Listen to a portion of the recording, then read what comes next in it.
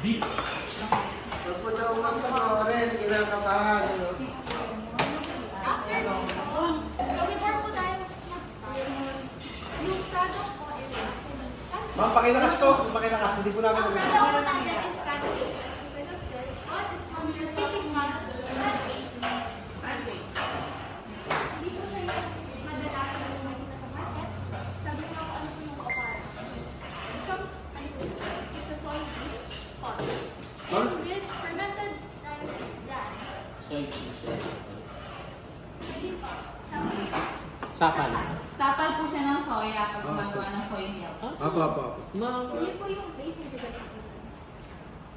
parang po, In vitamin. short po, it's gluten free. Wala po siya. Kasi pinapakain lang sa mga pagkain. Sa baboy po. Sa baboy din, di ba? Nagdala po natin. Meron po dyan fermented rice bran, yung pigmented po, from red and black rice varieties po siya. So, kasama po siya sa... Sa Tagalog po, darak yun. Darako. Kaya. Yun naman po, avocado din po. So, pwede po tayo mag-start. Meron, makikita po sa questionnaire, meron po dyan mga code. So, yun po yung unahan natin tikman.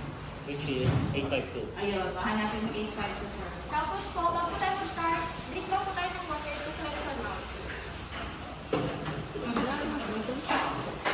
Drink po tayo ng water to cleanse our palate. Thanks naman. Then, start na po. Kung kaya po natin i-consume lahat, consume po natin. Alin po yung togel?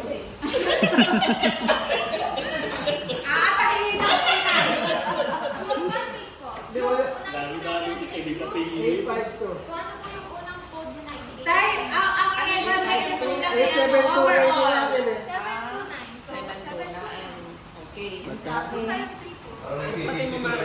Ito, 729 na. Assume daw lahat. Busog.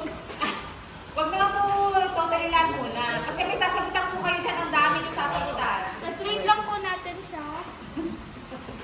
Using the hypnotic head. Okay. Dapat may nakahawak sa likod, baka bigla mo ibumulog ka. Ang scale daw po ay from 1 to 9. Ang 1 ayaw, ang 9 gustong gusto. Oh.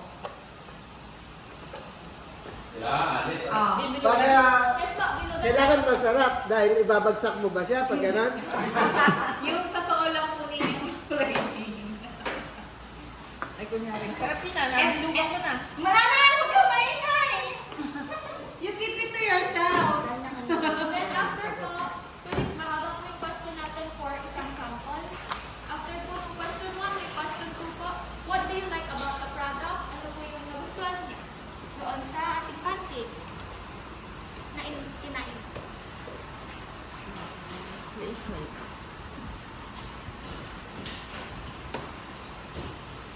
Bitin naman.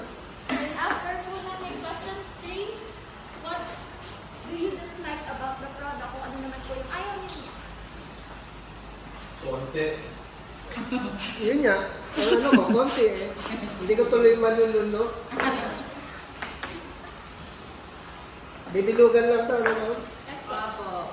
I-shade niyo po ng kulay blue na color. Naku, black to. Bibili mo lang ako ha. Sandali lang. Balik ako ha.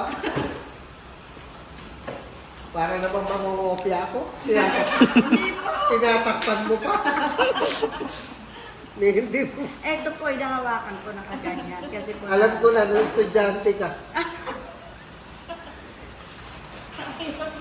After po nun, sa question number 4, how do you like the following attributes? So, meron po tayong 9 na attributes na yung Tagalog translation po. araw na. Ganun lang din po, kung paano niyo siya Hindi, kung gaano niyo po siya kagusto ha, kagusto po, ibig sabihin,